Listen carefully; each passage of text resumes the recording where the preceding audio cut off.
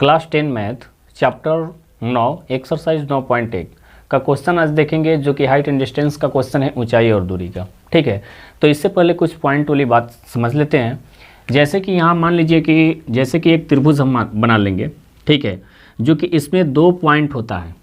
ठीक है, ये दोनों पॉइंट अगर आपको समझ में आ जाता है तो हाइट एंड डिस्टेंस का क्वेश्चन कोई बाकी नहीं रहेगा। जैसे कि यहाँ देखिए कैसे डिस्कस करें, कैसे मालूम करें कि मतलब कि यहाँ पे साइन मतलब होगा कि कॉस होगा, ठीक है, कि टेन होगा। इसमें 3 पॉइंट बस यही निकलता है, जो कि साइन होता है, कॉस होता है और टेन होता है। ठीक है, तो इसमें मान लीजिए यहाँ थीटा मान लेते हैं, ठीक है, थीटा रख देते हैं, तो थीटा की जगह पर मतलब कि 30 डिग्री हो जाएगा, 45 डिग्री, उसके बाद 60 डिग्री, उसके बाद 90 डिग्री।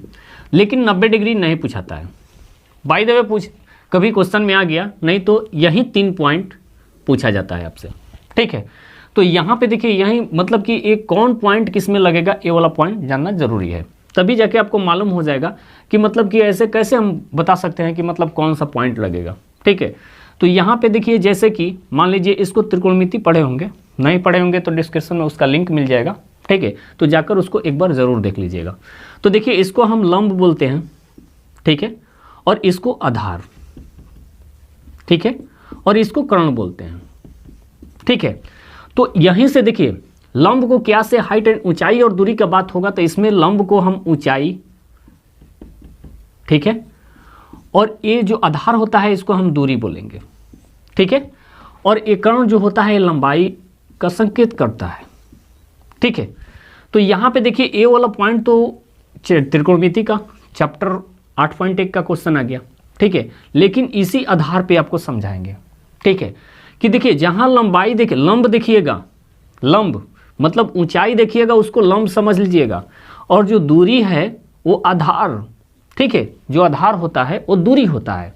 ठीक है, फर्क इतना ही है कि ये आधार होता है जो 8.1 में पढ़े होंगे, और नहीं पढ़े होंगे तो डिस्क्रिप्शन में जाकर जरूर लिंक देख लीजिएगा। ठीक है, और उसको हम आधार को दूरी से संकेत करेंगे, और जो कर्ण होता है इसको हम लंबाई से सूचित करेंगे। ठीक है, तो अब ये बताइए कि देखिए लंब और कर्ण का जहां बात होगा तो ये आपको फार्मूला याद होगा, नहीं याद होगा तो देख लीजिए। साइन थीटा बराबर होता है लंब बटा कर्ण होता है, ठीक है, और कॉस थीटा बराबर होता है आधार बटा कर्ण। ठीक है, उसके बाद टेन थीटा बराबर होता है लंब बटा आधार, लंब बटा आधार। ठीक है, तो ये देखिए यहाँ से अगर मान लीजिए आपसे पूछा जाए, या तो देखिए 2 पॉइंट दिया रहेगा, या तो ए पॉइंट दिया है और ए पॉइंट निकालना होगा, नहीं तो ए पॉइंट दिया है और ए पॉइंट निकालना होगा। ठीक है, उसके बाद मान लीजिए इसका अगर डिस्कस करते हैं तो ए वाला पॉइंट दिया रहेगा और ए निकालना होगा, और ए दिया रहेगा तो ए निकालना होगा। ठीक है, या ए दिया है और ए पॉइंट निकालना है, या ए दिया है तो ए पॉइंट निकालना है। बात समझ में आ गया होगा कि अगर कोई देखिए दोनों 3 पॉइंट दिया है तो इसमें से कोई ना कोई एक का मतलब आपको बताना होगा, एक दिया रहेगा और दूसरा आपसे पूछा जाएगा। ठीक है, तो अब देखिए ए वाला पॉइंट पे चलते हैं कि कैसे मालूम करें कि मतलब कि साइन कहाँ होगा, कॉस कहाँ होगा, टेन कहाँ होगा। तो अगर मान लीजिए कि देखिए यहाँ ऊंचाई दिया है जो लंब है, आपसे ए वाला पॉइंट मतलब लंबाई निकालना होगा, तो क्या चीज़ का प्रयोग करेंगे। ठीक है, तो देखिए लंब और कर्ण जो है ये क्या चीज़ में है, लंब और कर्ण साइन में होता है, तो यहाँ साइन लगेगा। अगर ए पॉइंट दिया है और ए पॉइंट निकालना है, अच्छा ए पॉइंट दिया है और ए पॉइंट निकालना है, तो क्या होगा, साइन ए का प्रयोग होगा। दोनों में से कोई एक दिया है और एक निकालना है तो साइन का प्रयोग होगा। ठीक है, उसके बाद मान लीजिए अब देखिए उसके बाद ए वाला पॉइंट दिया है और ए निकालना है। ठीक है, तो इसमें देखिए आधार होता है और ए कर्ण है, तो आधार और कर्ण का जिक्र किस में होता है, तो कॉस में होता है। ठीक है, तो कॉस में होता है तो आधार बटा कर्ण होता है, तो या तो ए दिया है या नहीं तो ए दिया है, दोनों में से कोई एक दिया रहेगा, एक आपसे पूछा जाएगा, तो यहाँ कॉस का प्रयोग होगा। ठीक है, उसके बाद ए वाला पॉइंट, अब तीसरा पॉइंट है कि ए दिया है या चाहे ए दिया है, दोनों में से कोई एक दिया रहेगा और एक निकालना होगा। ठीक है, तो इसमें क्या करेंगे, तो यहाँ भी लंब और आधार क्या चीज़ में होता है, तो टेन में होता है, तो ये दोनों में से कोई एक दिया रहेगा और एक निकालना है। ठीक है, तो यहाँ तक आपको कि टेन इसमें लगेगा। अब बात आता है कि ट्रायंगल, ए वाला जो पॉइंट होता है, ये मान लीजिए यहाँ पे जो कोण दिया रहेगा, मान लीजिए 30 डिग्री दिया है तो यहाँ 30 डिग्री रख देंगे, 45 डिग्री दिया है तो 45 डिग्री लिख देंगे। ठीक है, या 60 डिग्री दिया है तो 60 डिग्री रख देंगे यहाँ पे। ठीक है। तो कोई यहाँ पे जो चीज़ दिया रहेगा वो वाला पॉइंट हम निकाल लेंगे, ठीक है। और एक बात देखिए, ध्यान दीजिएगा कि अवनमन और उन्नयन, ठीक है, तो ये दोनों में यही डिस्कस होता है कि जो अवनमन का मतलब ये वाला पॉइंट, मान लीजिए यहाँ कोई व्यक्ति खड़ा है, ठीक है, तो यहाँ से जब नीचे की तरफ देखेगा तो अवनमन बोलते हैं, ठीक है। और जो नीचे से यहाँ देखेगा, ठीक है, अगर अवनमन का बात करेगा, देख लीजिए एक पॉइंट समझ लीजिए, अवनमन का बात करेगा तो यहाँ एक ट्रायंगल बनेगा, ठीक है। अवनमन का अगर क्वेश्चन आता है आपके पास तो यहाँ ट्रायंगल बनेगा, इस पॉइंट से हम निकालेंगे, अगर जो ट्रायंगल दिया है कोण की जगह पे जो दिया है वो वाला यहाँ रखेंगे, ठीक है। और यहीं उन्नयन का बात करेगा तो नीचे ट्रायंगल बनाएंगे और यहाँ रख देंगे उन्नयन, उन्नयन का मतलब कि ऊपर की तरफ, ठीक है। ये बात आपको समझ में आ गया होगा। तो आइए अब उसके बाद अब क्वेश्चन देख लेते हैं, ठीक है। क्वेश्चन 1 2 पीछे के वीडियो में बता दिए हैं, 1 2 3, आज 4 नंबर क्वेश्चन देखेंगे, ठीक है, 4 नंबर से देखेंगे। तो आइए क्वेश्चन देख लेते हैं। आपके स्क्रीन पर क्वेश्चन देख लीजिए, स्क्रीन पर क्वेश्चन है, ठीक है, कि भूमि के एक बिंदु से जो मीनार के पाद बिंदु से 30 मीटर की दूरी पर है, मीनार के शिखर का उन्नयन कोण 30 डिग्री है, मीनार की ऊंचाई ज्ञात करना है, ठीक है। तो यहाँ देख लीजिए, मान लीजिए यहाँ एक ट्रायंगल बना लेते हैं, जैसे कि यहाँ देखिए एक ट्रायंगल बना दिए, ठीक है। तो यहाँ पे देखिए कह रहा है, जैसे कि क्वेश्चन देख लीजिए, क्वेश्चन में दिया है कि भूमि के एक बिंदु से जो मीनार के पाद बिंदु से 30 मीटर की दूरी पर, पाद बिंदु ये होता है, यहाँ से यहाँ तक की क्या है, पाद बिंदु है, ठीक है। तो यहाँ से यहाँ की दूरी क्या दिया है, 30 मीटर दिया है, ठीक है, 30 मीटर दिया है। उसके बाद कह रहा है कि मीनार के शिखर का उन्नयन कोण 30 डिग्री है, उन्नयन कह रहा है। तो उन्नयन का बात करेगा तो यहाँ पे ये वाला जो यहाँ से उन्नयन कहाँ, ऊपर की ओर देखने के लिए इसको हम उन्नयन बोलते हैं, ठीक है। तो ये दिया है 30 डिग्री, ठीक है।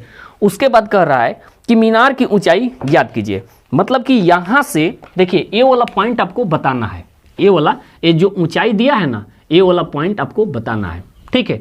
तो यहाँ से देखिए ये तो मतलब कि ये मालूम हो गया हमको, हम बताए हैं कि एक जब दिया रहेगा और दूसरा मालूम करना है, ठीक है। तो इसको देखिए कुछ नाम दे देंगे A B और C, ठीक है, इसको मान लेंगे। तो अब देखिए कि यहाँ पे देखिए ये क्या है, लंब है, बोले हैं ना कि लंब और आधार, ठीक है। तो एक क्या चीज में जिक्र होता है, तो tan में होता है, tan थीटा बराबर क्या होता है, फार्मूला होता है लंब बटा आधार होता है, ठीक है। तो ये आपको फार्मूला याद होगा, ठीक है।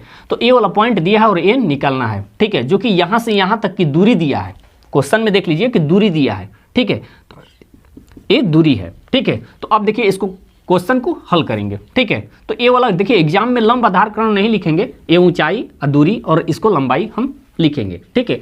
तो यहाँ देखिए क्या करेंगे कि लिख देंगे कि माना कि